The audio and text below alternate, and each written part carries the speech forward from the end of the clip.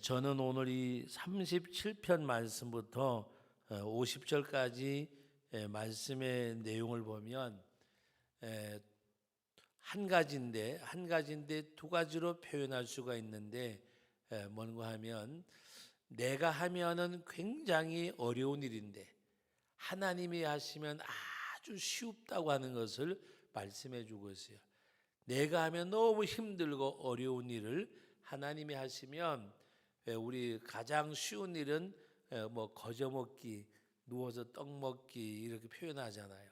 그런데 이 말씀의 내용을 보면 대적자들과 전쟁하고 싸움을 하는데 이것은 내가 하는 것이 아니라 하나님이 전쟁을 하게 하려고 나를 그 기드온 300명 용사를 택해서 승리하게 하신 하나님이 오늘 말씀의 내용에도 보면 오늘 그 말씀 가운데 우리 39절 말씀을 먼저 읽고 37절, 38절을 읽어보겠습니다. 39절 먼저 읽습니다.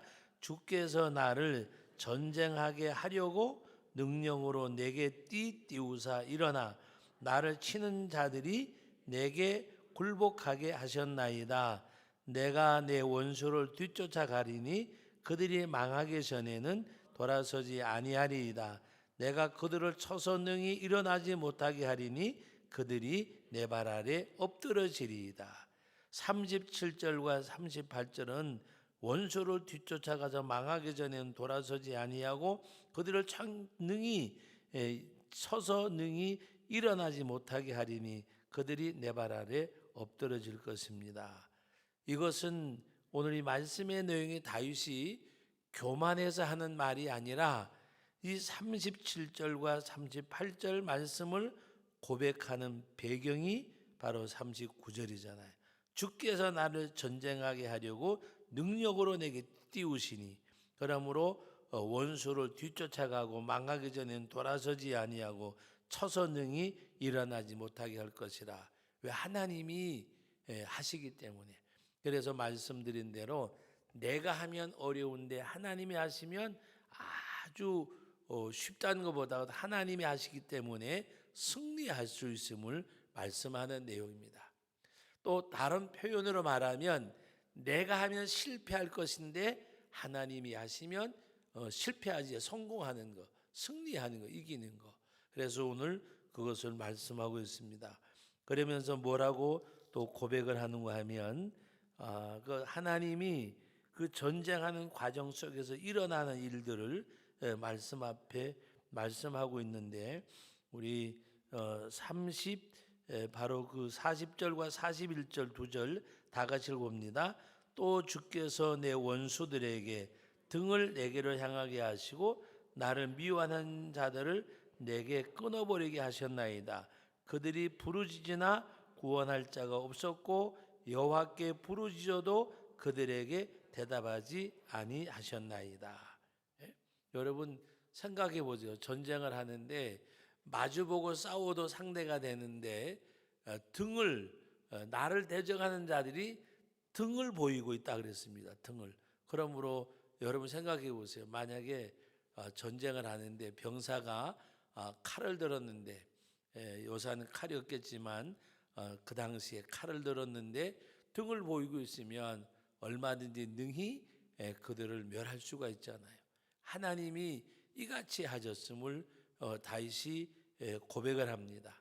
그리고 그들이 부르짖더라도 구원할 자도 없고 하나님도 그들의 부르짖음에 대답하지 아니하셨다. 그래서 오늘 여러분 42절 또 같이 읽어봅니다. 42절 내가 그들을 바람 앞에 티끌같이 부서뜨리고 거리에 진흙같이 쏟아 버렸나이다. 주께서 나의 백성 다툼에 건지시고 여러 민족의 으뜸으로 삼으셨으니 내가 알지 못하는 백성이 나를 섬기리이다. 바로 오히려 대적을 물리치는데 오늘 말씀 가운데 바람 앞에 티끌같이 바로 부서뜨리고 거리에 진흙같이 아주 쏟아버렸고 그러면서 말씀하는 내용이 나를 알지 못하는 백성이 나를 섬긴다고 말씀하고 있습니다. 또 그 이어지는 그 42절, 44절도 같은 내용인데 같이 한번 읽어봅니다. 그들이 내 소문을 들은 즉시 내게 청종하며 이방인들이 내게 복종하리로다. 예. 이와 같이 되어지는 그 역사, 또 같은 내용의 의미인데 45절은 제가 읽어드립니다. 이방 자손들이 쇠잔하여 그 견고한 곳에서 떨며 나오리로다. 예, 그들이 쇠잔함으로 말미암아 견고한 곳에서 나오리로다. 왜? 하나님이 이기게 하시니까. 여러분 오늘 저녁에 이 말씀을 대하면서 그걸 한번 마음속에 각인해 보세요. 내가 하면 실패하는데 하나님이 하시면 승리하고 성공하고 이겨낼 수도 있고 하나님이 나와 함께 하시면. 그래서 우리가 신앙생활 할 때에 어떤 믿음의 표현과 실제적인 삶의 현장에서 달라지면 믿음이 아니잖아요. 믿음이. 우리가 하나님 앞에 신앙을 고백하는 그 고백이 삶의 현장에서 그대로 내게 적용되어지고 그렇게 행하는 것이 바로 우리가 하나님 앞에 바로 믿음과 내가 삶이 하나 되어질 때에, 그래서 그 말씀이 이해되는 것이 아니라 말씀이 순종이 되어져야 돼요. 말씀에 동의하는 것이 아니라 말씀에 삶이 있어야 돼요. 근데 우리는 신앙생활을 내가 말씀에 동의하는 것을 우리가 그것이 뭔가 이렇게 순종하는 삶으로 착각을 해요. 우리가 말씀에 동의하는 것이 아니라 그 말씀에 순종하고 말씀을 이해하는 것이 아니라 말씀이 삶이 되어지는 것. 그런데 우리는 말씀이 설교를 통해서 이해가 되어지고 내 생각이 동의가 되는 것을 가지고 내가 그것을 행하는 것처럼 생각을 해요. 그래서 성도들의 신앙생활이 말씀과 삶이 왜 동떨어지냐? 은혜 받을 때는 아멘하고 기뻐하고 즐거워하는데 그 말씀에 이해도 되고 동의가 가요. 그런데 그것이 왜 동의와 그 이해가 그것이 삶이 아니란 말입니다. 삶은 뭐예요? 말씀에 순종하는 거예요. 순종하는 거. 그리고 말씀에 적용하는 거. 그 말씀을 내 삶 가운데 적용하는 거. 이해와 동의는 그것은 우리가 하나의 어떤 소설이나 드라마나 이런 것은 그걸로 될 수가 있어요. 드라마를 보고 소설을 보고 어떤 책을 읽고 이해하고 동의하고. 근데 하나님의 말씀은 이해하고 동의하는 것이 아니라 이 말씀은 순종하고 적용하는 거예요. 근데 말씀을 이해하고 동의하는 것을 가지고 우리 착각을 해요. 그것이 바로 내가 말씀을 순종하고 적용하는 걸로.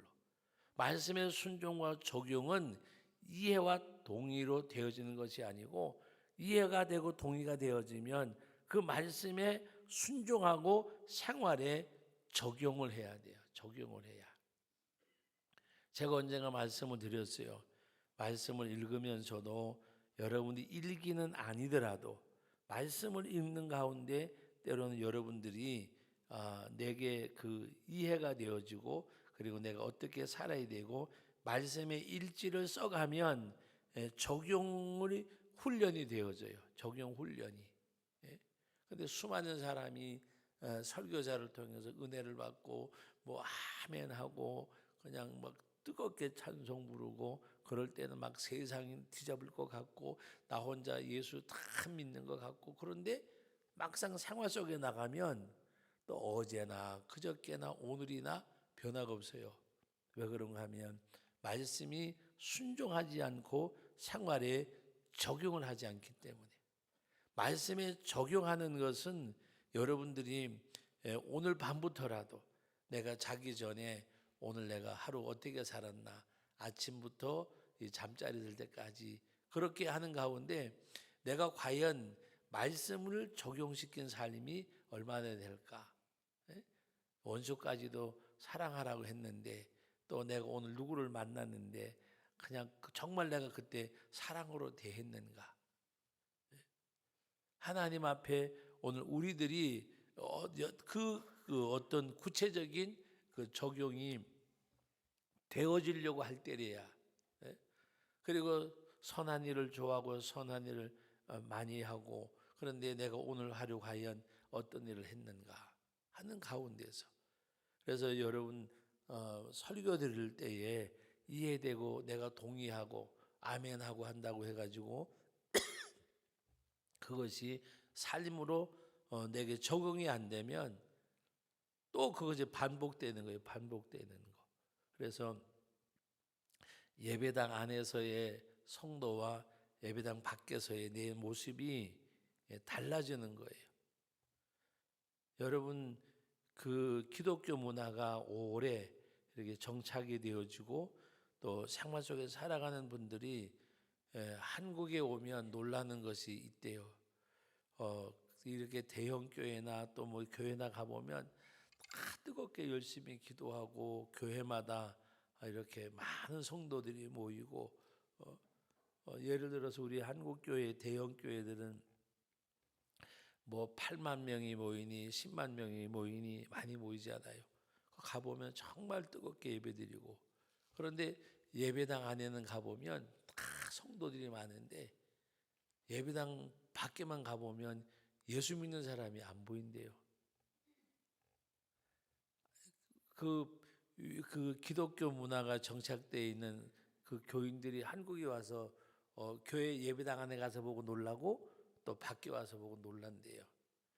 예배당 안에 가보면 정말 많은 사람들이 있는데, 그리고 여러분, 우리 교회에서 그런다는 거 아니에요. 오해하지 말고 들으세요. 우리는 예배당이 대형 교회들도 주차장이 크지 않잖아요. 근데 제가 그 세들백 교회나 그 다음에 그 시카고에 있는 윌로크리 처치 같은 데 가보면 주차장이 얼마 탄 건지 서틀버스가 있어요. 주차장에. 그 서틀버스가 주차장을 돌면서 성도를 실어 날라요.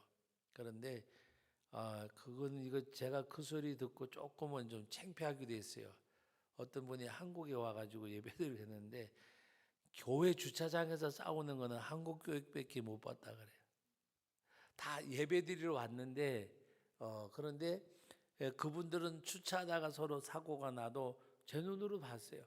사고가 나고 해도 그냥 서로 막 이렇게 이해하고 막 이런 모습들이 많은데 뭔가 이렇게 한국 교회는 뭔가 이렇게 주차하러 갔다가 싸운대요. 우리도 경험을 했어요. 작년에 재작년에 이렇게 그왜 심야기도회 방문하러 갔었거든요. 몇 군데 갔었거든요. 우리 교육자들이 이제 어디죠? 대구 밑에 경산도 갔었고 서울 한성교회도 갔었고 했는데, 서울 한성교회 갔다가 어떻게 주차를 하다가 부딪혔어요. 그래가지고 이제 미안해가지고 이제 어떻게 하면 좋겠나 했는데 나오자마자 그냥 한번 예배들 드리고 나온 거잖아요. 그것도 심야기도에 흐치고 그래서 된통 이렇게 쏴붙이더라고요. 그래서 저는 또 그래도 교회 아니고 그러니까, 근데 만약에 저희들이 만약에 교육자니까 그랬지, 만약에 또 뭐 교육자라서 참았다는 게 아니라 뭐 이렇게 부딪힐 수 있는 상황도 없지 않아 있었어요. 그래서 왜 제가 이 말씀을 드리느냐, 신앙생활은 말씀이 이해되고 동의되는 걸로 끝나면 안 돼요. 말씀에 순종하고 이 말씀이 내 생활에 적용되어져야 그때 하나님이 역사가 하나님의 뜻이 성취되고 나타나고 이루어지는 것.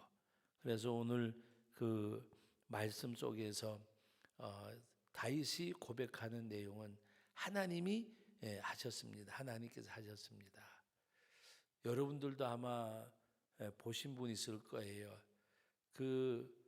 우리나라 60년대, 70년대 유명한 배우 그 신영균 씨가 2010년도인가 그 500억이 되는 재산을 이제 그 재단을 만들어 기부를 했잖아요. 500억. 우리는 부자라서 500억을 놀리질 않아요. 500억을 그리고 100억을 서울대 자기 모교에다가 그 바치고, 그 사람이 서울대 치대를 나와가지고 치과 의사예요. 원래가 치과 의사인데 연극을 워낙 좋아하고 연극을 하다가 감독들에게 픽업이 돼가지고 영화 배우가 된 거예요. 근데 절실한 기독교 집안에서 태어났어요. 어머니 아버지 신앙 열심히 하는데, 그런데 아들이 지금 연극 배우가 되고 영화 배우 된다 그러니까 어떻게 했어요? 그래서 못하게 했는데, 또 본인도 뭔가 이렇게 안 하고 또 연극 동아리하고 활동하다가 공부를 열심히 해가지고 서울대 들어가서 치대 나와가지고 치과를 개업을 했대요. 그러다가 나중에 이렇게 픽업이 돼서 유명한 영화 배우가 됐는데, 술, 담배, 그다음에 그 외에 어떤 여자 문제 이런 게 전혀 없는 배우가 그분이에요. 그분. 뭐 그 당시에 있던 뭐 그 동료 배우들, 제가 이름은 얘기 안 하지만 다 문제가 많았지만, 이 사람은 그 가운데서도 믿음을 지키면서 술이나 담배나, 생각해보면 그 당시 연예계에서 안 그런다는 거는 어떻게 보면 도 닦는 것보다 더 힘들었을 거예요. 근데 거기서 믿음을 지켰고, 제주도에 가면 그 서귀포에서 남원 쪽으로 나가다가 보면 또 그 신영균 영화 필름 그 박물관도 있어요. 저도 한번 가봤는데, 근데 그분이 지금 나이가 91. 91인데 너무 놀랐어요. 정장을 딱 하고 중절모를 탁 쓰고 뭔가 이렇게 그 인터뷰하기 위해서 나타난 모습을 봤는데, 제가 보니까 70대밖에 안 보여요. 주머니에 손 딱 찔러서 중절모 딱 썼는데 91.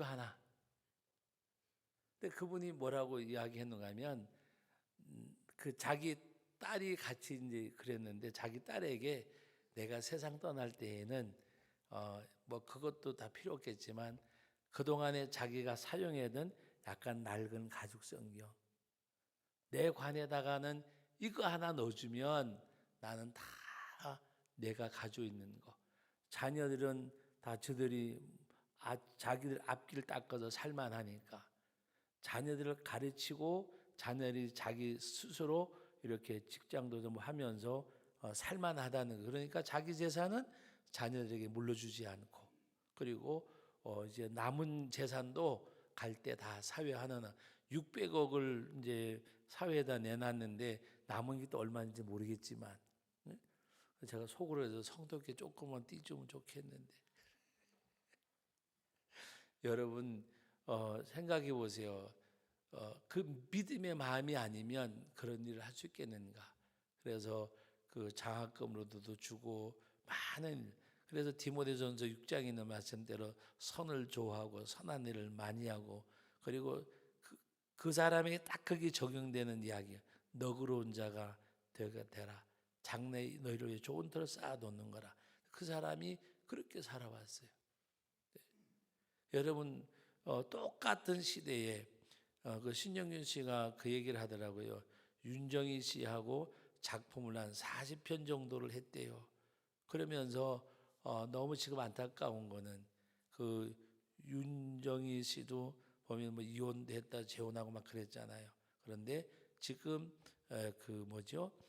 그냥 우리가 알기 쉽게 치매가 와가지고 지금 앓고 있잖아요. 그러니까 너무 안타까워 하더라고요. 그래서 그분이 많은 사람들을 또 이렇게 복음을 전하기도 하고, 91살인데 70대밖에 안 돼 보여요. 91살인데 건강하고, 그러면서 내가 마지막 갈 때에는 이 낡은 성경책 하나만 내 품에다가 그냥 넣어주면 좋겠다고. 여러분 오늘 세상에 많은 사람들이 왜 자꾸 하나님의 말씀을 떠나고 왜 될까? 삶이 적용이 안 되기 때문에. 여러분 왜 그런 사람은 그렇게 살 수 있을까? 삶이, 말씀이 적용이 되고 말씀에 순종하니까. 네. 요번에 그 얘기는 안 나오는데, 저 2010년도인가 갈 때는요, 자기는 11조를 소득의 11조를 했지 수입의 11조를 해본 적이 없대요. 무슨 말씀인지 아시죠? 소득의 11조. 그 명보 아트홀이나 이런 거 할 때 예를 들어서 입장 수입이 한 달에 만약에 1억이 들어오면 1억에서 1,000만 원을 11조를 했지 인건비 지하고 뭐 지하고 내 몫이 얼마 그걸로 해본 적이 없대요. 하나님 앞에 열의 하나를 드려도 그러면서 하는 얘기가 계산해서 드릴 것이 뭐 있냐고. 드리면 좋은 거지. 그분 마음속에 그 이야기가 있어요. 드리면 좋은 거고 나누면 좋은 거고 두고 가면 좋은 거고. 그래서 한 600억 정도 이렇게 했는데 나머지도 하고 가겠다고 이야기를 하면서 내가 마지막 가져갈 거는 내가 보다 하나님의 말씀 성경. 여러분 오늘 우리들이 정말 크리스찬들이 하나님의 말씀 앞에서 삶이 적용이 되어져 말씀이 그리고 그 말씀 앞에 내가 순종하는 거 우리는 이해하고 동의하면 그걸로 여러분 은혜 받았다고 하는 것은 내 만족이 은혜 받은 거 아니에요. 그런데 우리 많은 성도들이 은혜 받았다 하는 것을 내 영적 만족이 은혜 받은 걸로 생각을 해요. 정말 이 말씀은 저도 전하지만 저에게도 제가 적용을 하면서 정말 하나님이 내게 큰 은혜를 주셨다 그 생각을 해요. 하나님의 말씀이 내가 은혜 받은 것이 내 만족이 은혜가 아니에요. 설교 듣고 이해하고 동의하고 너무 은혜가 됐어요. 그게 은혜가 아니에요. 그건 하나님이 내게 주신 하나의 에너지요. 정말 은혜는 뭐냐? 내가 말씀에 순종하고 말씀을 적용시켰을 때 나타나지는 것이 은혜예요. 은혜는 진정한 은혜는 내가 하나님 앞에 집회 참석하고 말씀 듣고 찬송 부르고 어떤 내 만족으로 야 오늘 은혜 받았다 강사님 설교 잘하더라 이게 은혜가 아니에요. 그건 하나의 에너지 그것을 받아서 내가 그 말씀에 순종하고 그 말씀을 내게 적용시켜서 나타나는 열매가 은혜예요. 나타나는 열매가 은혜. 그래서 기자가 물어봤어요. 성경 구절 가운데 어느 말씀을 최고 좋아하냐 그랬더니 고린도전서 15장 10절 나의 나 된 것은 하나님의 은혜로 된 것이라. 은혜로. 여러분 정말 그리스도의 십자가의 구속의 은혜를 깨닫는 사람은 하나님 앞에 영광을 돌릴 수밖에 없고 하나님 앞에 영광을 돌리는 것이 얼마나 자기 자신을 관리를 하고 얼마나 철저하게 살았겠어요. 그럼에도 불구하고 하나님의 은혜 나의 나 된 것은 하나님의 은혜로 된 것이라. 하나님의 은혜로. 오늘 그 고린도전서 15장 10절 말씀이 자기는 최고로 좋대요. 여러분 오늘 다윗이 하나님 앞에 고백하는 내용도 바로 하나님이 하시니까 여러분 정말로 전쟁터 나갔는데 그 대적자가 등을 보였겠어요? 다윗이 원수를 이기게 하신 하나님께 대한 표현이지 전쟁하러 온 사람이 뒤로 서서 전쟁하는 사람이 어디 있겠어요? 앞을 보고 전쟁했지만 다윗이 어떻게 생각했어요? 하나님이 함께 하시니까 대적이 등을 보인 거와 같다고 말씀하시는 거예요. 그리고 나를 모르는 백성들까지라도 다른 나라를 하나님이 점령하게 하고 그들이 오히려 다윗을 받들게 하고 그래서 이방 자손들이 쇠잔하여 그 견고한 곳에서 떨며 나오리로다. 견고한 곳에서 내 힘으로는 할 수 없는데 하나님이 그들을 쇠잔케 하니까 그들이 거기서 내게로 나온다는 말씀입니다. 우리 46절 말씀부터 같이 읽어봅니다. 여호와는 살아계시니 나의 반석을 찬송하며 내 구원의 하나님을 높일지로다. 여호와는 뭐요? 살아계시니. 여호와는 살아계시니. 이것이 오늘 이 말씀의 내용. 제가 그래서 이 말씀을 오늘 본문의 제목으로 정했어요. 주보에. 바로 여호와는 살아계시니, 여호와는 살아계시니. 할렐루야. 다 같이 고백해 봅시다. 여호와는 살아계시니, 나의 하나님은 살아계시니. 할렐루야. 하나님은 살아계시니, 여호와는 살아계시니. 그래서 오늘 이 다윗이 고백하는 내용, 바로 하나님께서 여호와는 살아계시니 나의 반석을 찬송하며 내 구원의 하나님을 높일지로다. 이 하나님. 그리고 또 그 하나님에 대한 고백이 47절에 계속되어지는데 우리 48절까지 같이 읽어봅니다. 이 하나님이 나를 위하여 보복해 주시고 민족들이 내게 복종하게 해 주시도다. 주께서 나를 내 원수들에게서 구조하시니 주께서 나를 대적하는 자들의 위에 나를 높이 드시고 나를 포악한 자에게 건지시나이다. 하나님이 나를 높이시고 구원하시고 세워주시고. 누가? 하나님이. 오늘 이거예요. 바로 오늘 저와 여러분들이 정말 오늘 여기 이 말씀처럼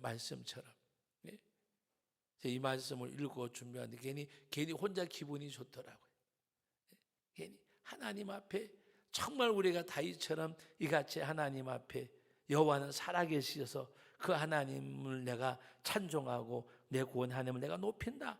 왜? 하나님이 나를 위하여 보복해 주시고 민족들이 내게 복종하게 해주시고 내 원수들을 구조하시고 주께서 나를 대적하는 자들에게서 나를 높이 드시고 나를 포악하게 건지셨나이다. 그 하나님, 하나님의 역사하심을 고백하는 내용.